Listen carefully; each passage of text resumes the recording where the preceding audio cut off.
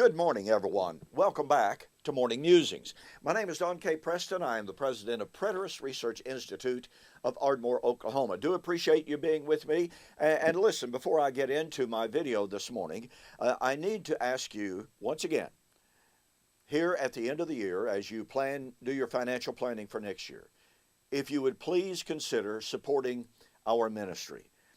We are supported strictly and solely by people like you. You know, I'm up to 4,600 subscribers on my YouTube video. If every one of my subscribers supported us for $10 a month, that would be absolutely fantastic. Wouldn't have to ask for support, but we do need your support.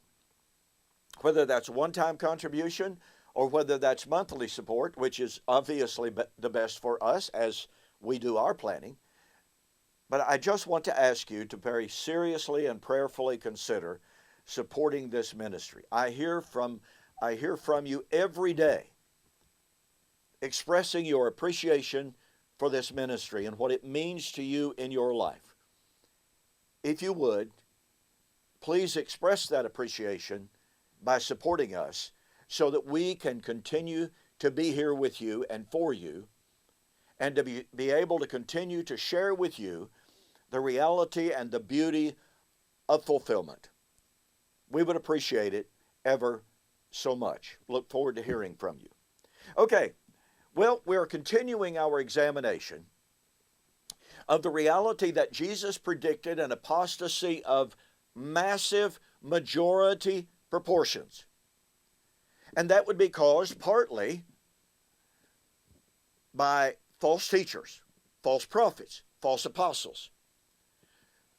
There can be absolutely no doubt whatsoever that apostasy began extremely early. Now, in Acts chapter 15, we are told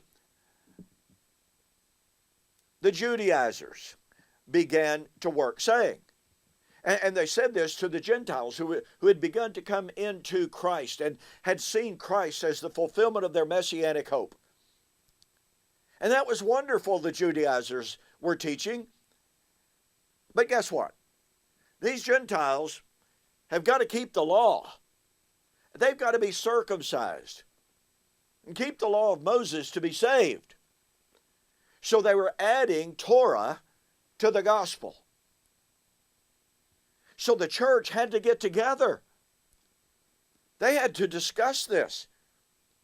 Here are these Judaizing teachers imposing the law of Moses, circumcision, the dietary laws on the Gentile believers. That controversy first arose because of the conversion of Cornelius back in Acts chapter 10. This was a massive, massive problem. Now, what's so fascinating, of course, is that the conclusion of the Jerusalem conference, found in Acts chapter 15, it said, okay, here are the Jews, you can keep keeping the law, basically. Don't eat meat sacrificed to idols, nothing strangled, abstain from fornication, etc. But then when it came to the eating of meats, when it came to circumcision, the leaders of the church at Jerusalem said, now concerning the Gentiles, they have nothing to do with this. So there was in the early church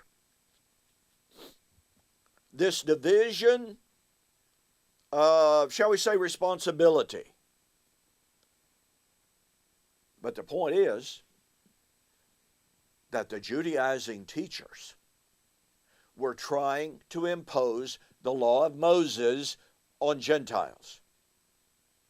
Paul encountered this everywhere he went.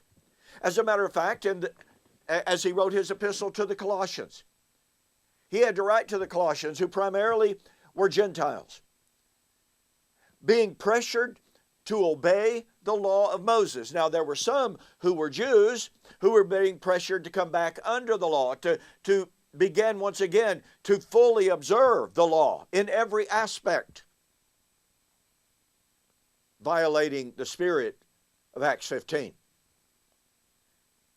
And so Paul writes to the church at Colossae and says, "Let no man judge you therefore in respect of new moons, of feast days, and of Sabbaths." That term Sabbaths there is taken from Leviticus chapter 23, in which all of Israel's Sabbath days are delineated, beginning with the seventh day. So here is Paul writing to the churches, not a single church, but an entire region of churches, just exactly as in Galatians, in which we find the entire region of Galatia being pressured to keep the law. So here's the Galatian region apostatizing over observance of the law. Here are the Colossians in this widespread geographical region being pressured through the Judaizing teachers to keep the law. Do you see how widespread this apostasy really was? This was no minor, strictly localized problem.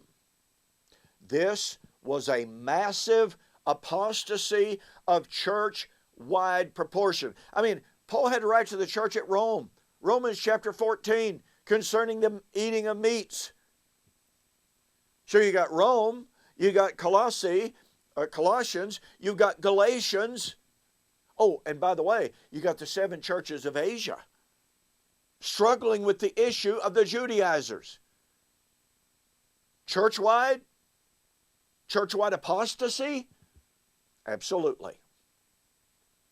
It is therefore absolutely untenable and unbiblical to deny the reality of the church-wide apostasy in the first century.